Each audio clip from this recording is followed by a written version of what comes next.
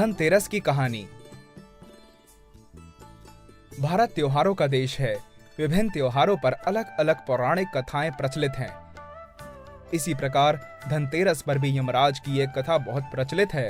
कथा कुछ इस प्रकार है।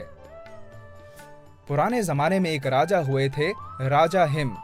उनके यहाँ एक पुत्र हुआ तो उसकी जन्म कुंडली बनाई गई। ज्योतिषों ने कहा कि राजकुमार अपनी शादी के चौथे दिन सांप के काटने से मर जाएगा। इस पर राजा चिंतित रहने लगा। जब राजकुमार की उम्र 16 साल की हुई तो उसकी शादी एक सुंदर, सुशील और समझदार राजकुमारी से कर दी गई। राजकुमारी मां लक्ष्मी की बड़ी भक्त थी। राजकुमारी को भी अपने पति पर आने वाली विपत्ति के विषय में पता चल गया।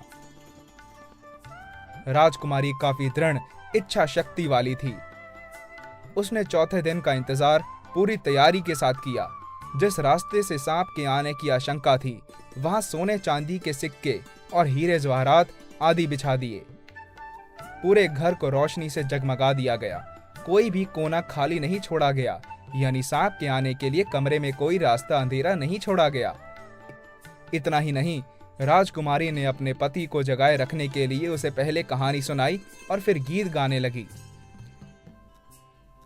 इसी दौरान जब मृत्यु के देवता यमराज ने सांप का रूप धारण करके कमरे में प्रवेश करने की कोशिश की तो रोशनी की वजह से उनकी आंखें चंदिया गई।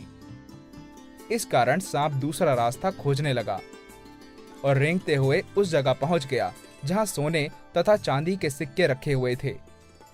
डसने का मौका ना मिलता देख विषधर भी वहां कुंडली लगाकर बैठ गया और राजकुमारी के गाने सुनने लगा। इसी बीच सूर्य देव ने दस्तक दी, यानी सुबह हो गई। यम देवता वापस जा चुके थे। इस तरह राजकुमारी ने अपने पति को मौत के पंजे में पहुंचने से पहले ही छुड़ा लिया। यह घटना जिस दिन घटी थी वह धनतेरस का दिन था, इसलिए इस दिन को यमदीपदान भी कहते हैं। भक्तजन इसी कारण धनतेरस की पूरी रात रोशनी करते हैं।